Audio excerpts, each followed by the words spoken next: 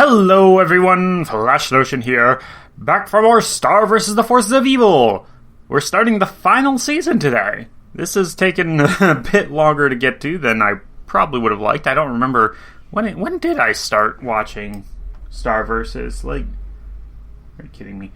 I'm gonna, just real quick, I just want to check what the oldest upload for Star vs. is. Show all for Star vs. Okay, the oldest one, episodes 1 and 2, came out September of 2021. I mean, I guess, I don't know. Is that long ago? I mean, we're in May. May is the 5th month. So, like, I mean, it's more than 6 months ago, so, that's, yeah, but there was also, 2-3 months where I just wasn't recording, so, like, it feels longer than what it actually has been in terms of, production of content. But yes, starting Season 4, and we left off Season 3 in a pretty interesting place. I'm not sure if it's slightly more or slightly less interesting. I can feel the word slurring there a little bit.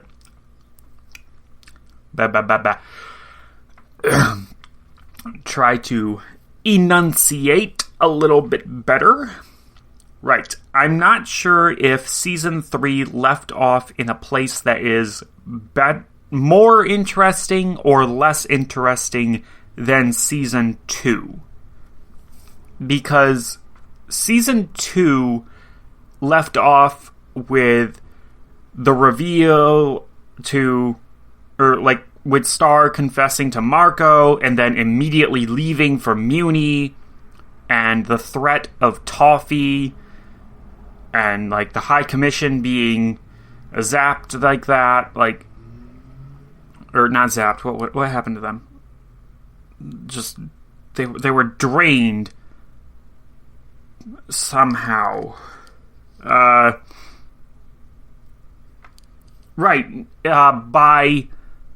was. They were zapped by Toffee with Ludo and his wand hand. Yeah, it was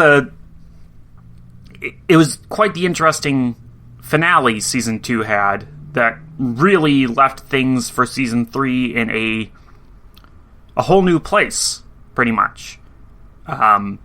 And here, you know, seriously, people? The monsters exiled themselves from Muni. We gave Eclipsa the wand, and she reverted Meteora to a baby with unknown consequences there. And then she went to the temple where her husband, Globgor, has been the entire time. And fucking Glossaric, the asshole, has been pretending to be a frickin' brain-dead piece of shit the entire time. I hate him so much. We also had Marco confessing to Tom about the kiss that Tom seems remarkably okay with. Like, I definitely feel like there's going to be repercussions from that. There's just... Oh, and Moon lost her memories in the magic realm, at least temporarily. I mean, Star got hers back immediately, so who knows? Judging by the titles that I have seen so far, we won't be dealing with the Moon situation until the next set, so yay. This time, we have... Alright, 2 half-hour episodes. So, Yay. Episode 1 is called Butterfly Follies. I saw the word party in the description, so maybe that's what it means by follies. I feel like, though, this show likes its double meanings, so I feel like we'll be getting both meanings. Follies as in a joyful party, but also follies as in here is all the ways in which the Butterfly family, at least as we have known them, has completely fucked things up. So we got that, and then we have Escape from the Pie Folk, which is a very whimsical title for what I'm sure is going to be a not-so-whimsical episode. Like, this feels like serious time for Starverses, not silly time. I don't know what that could mean. I don't know who the Pie Folk could be, or why we would have to escape from them. But who knows with this show. As far as Eclipsa keeping the wand, I doubt it. Star can handle herself without her wand, but I feel like the show wouldn't be the same if she didn't have it. In spite of something that I have heard about the ending, that I've known since the show started, I very much think that for the show's run, while it's ongoing, Star having her wand is pretty important. She can dip down and use magic without the wand, but yeah, I feel like she'll get the wand back by the end of this. Is this a 2-parter or a 4-parter? I don't know what to call it. This hour-long special. There we go. Yeah, that's all I got right now. So let's get into it, shall we? Starting in 3, 2, 1.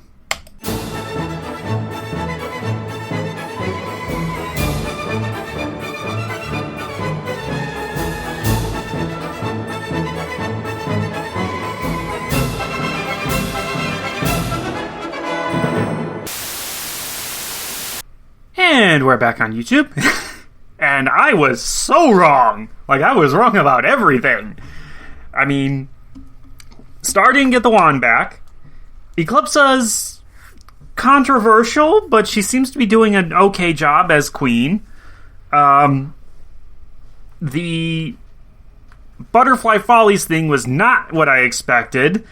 The escape from the Pie Folk was, it was balanced between serious and silly. More so than, like, the season finale was. We got Moon back already. Yeah, no, that's just a whole lot of stuff happening that I was not expecting. It's crazy to see how far Star has come in terms of using magic without a wand. That's just insane. No, I mean, wow, just wow. It's huge difference. And yeah, they're Pie Folk. Maybe? Possibly? Like, it seems like that might be the true story. It would make sense all around with what we've been presented. If pie folk have always made the pies with that specific design, and Moon makes them with that specific design, and that was handed down to her through her family, then it would make sense that Festivia was originally pie folk. Like, yeah, they all lie, but maybe they weren't lying about this one thing? I don't know. It still raises the question of, like, how come the not butterfly family, I guess, moth family? We'll go with moth family. How come they can do all this crazy magic stuff if they're not super royalty or whatever? Like, where did that come from? Is it, like, did they marry into it? Or what? Like, just... There's just a lot of questions there. And Glossaric was as unhelpful as ever, of course. I really feel like that was a different voice. I want to see something. No. I don't know. It sounded different. But yeah, they're trying to free Globgor there, and yeah, they obviously need Romulus to undo the Crystal Prison.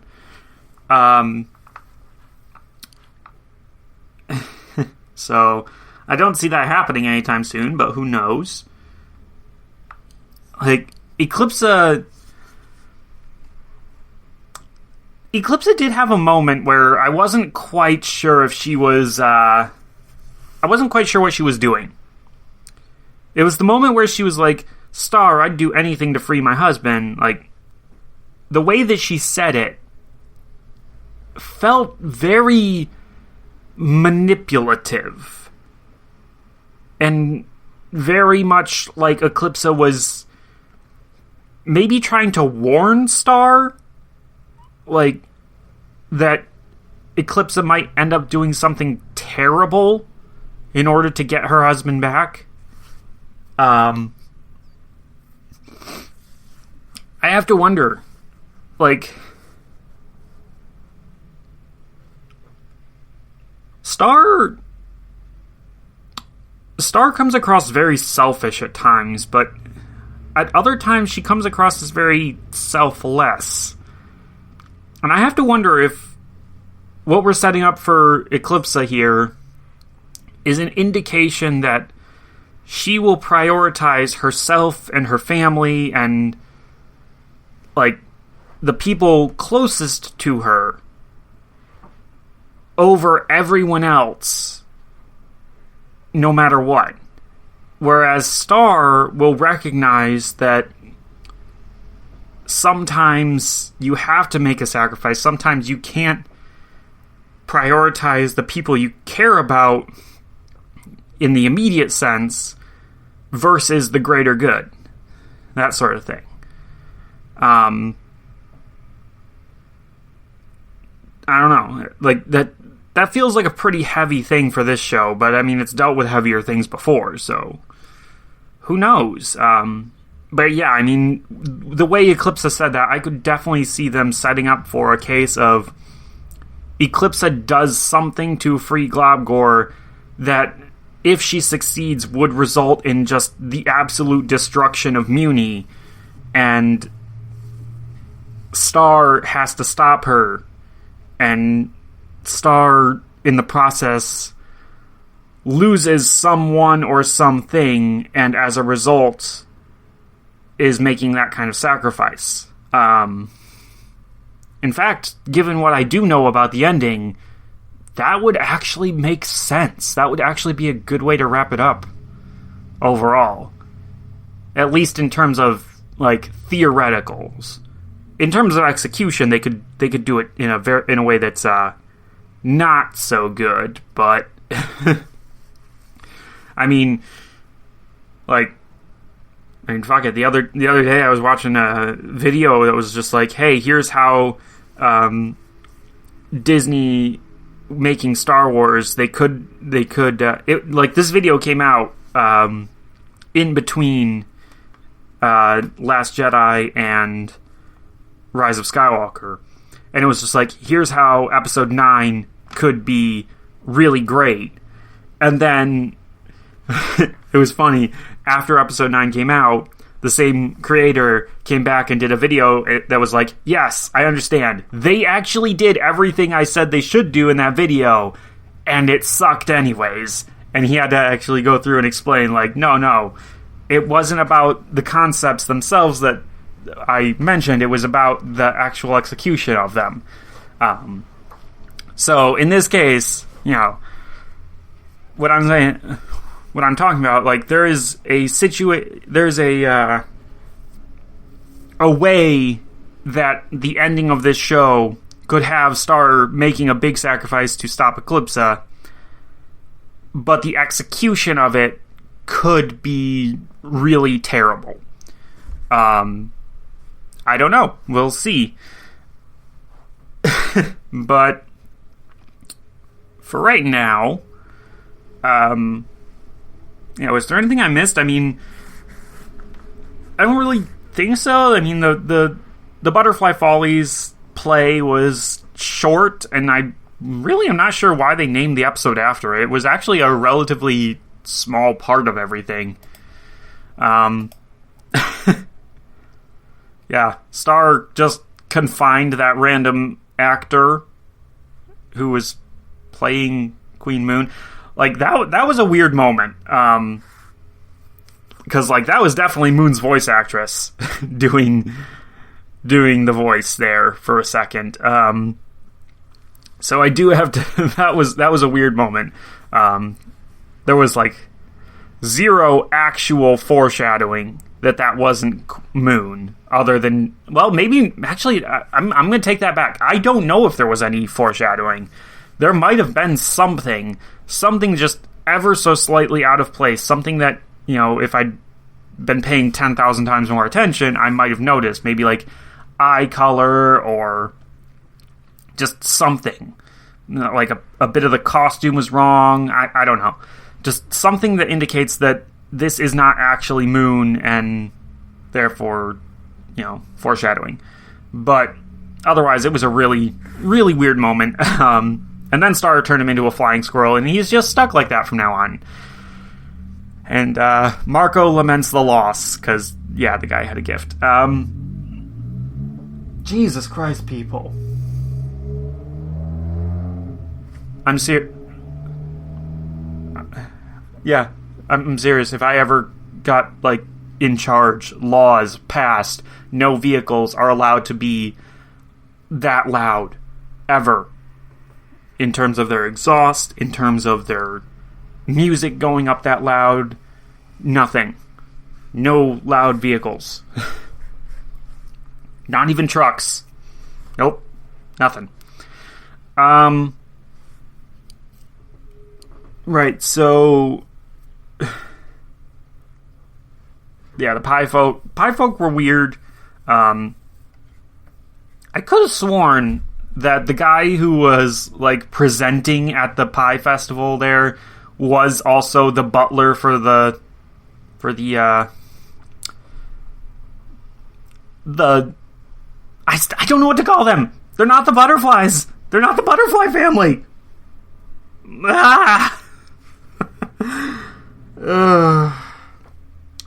For the butler for Star's family. There we go. Anyways, right, so the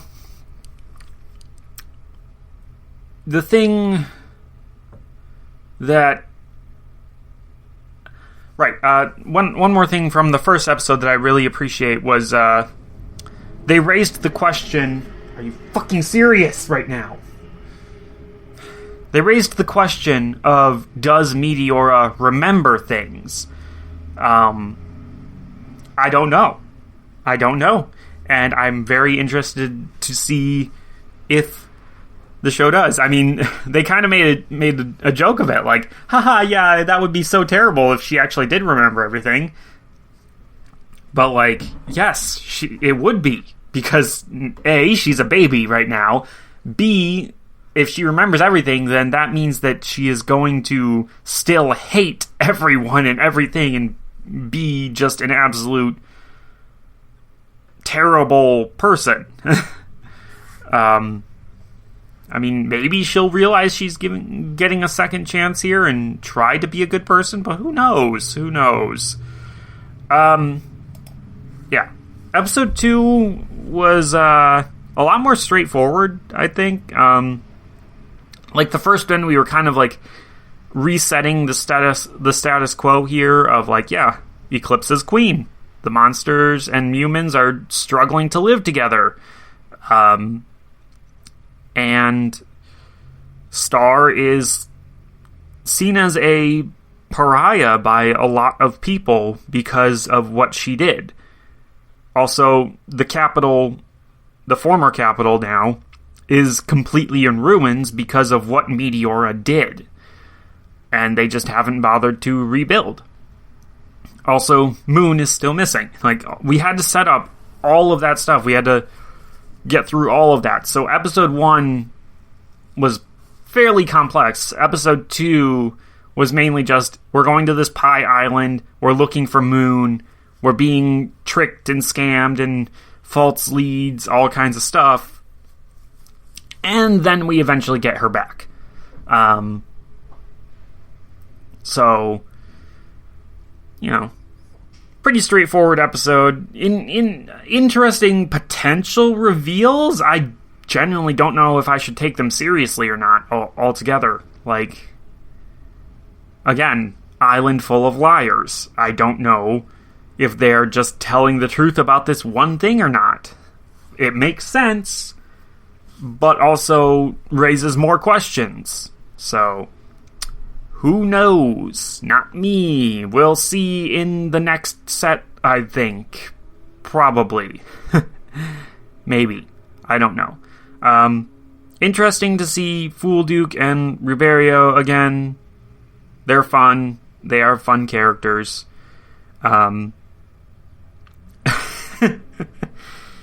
The fucking monkey. I guess R.I.P. Marco's wallet forever? Who knows?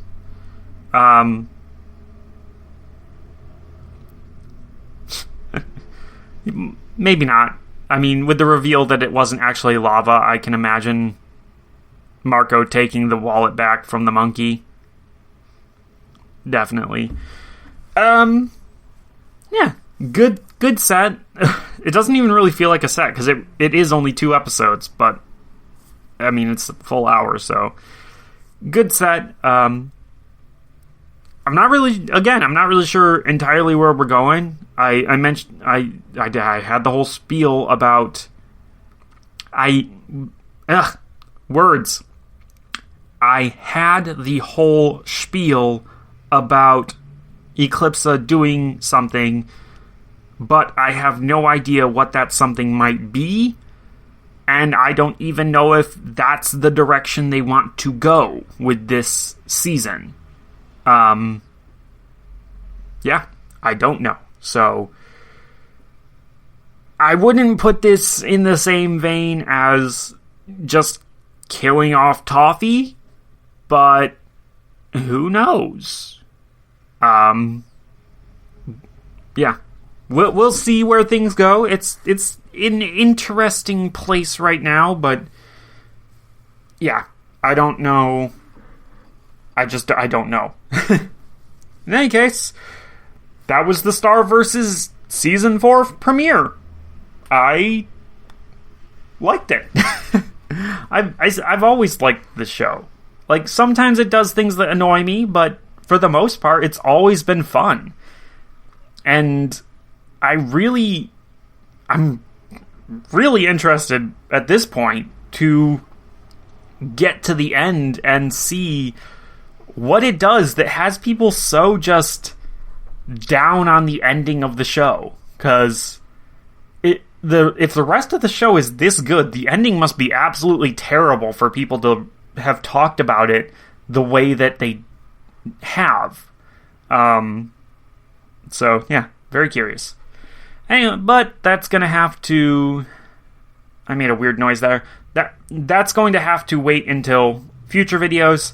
For right now, that's going to be all. So, until next time, bye-bye!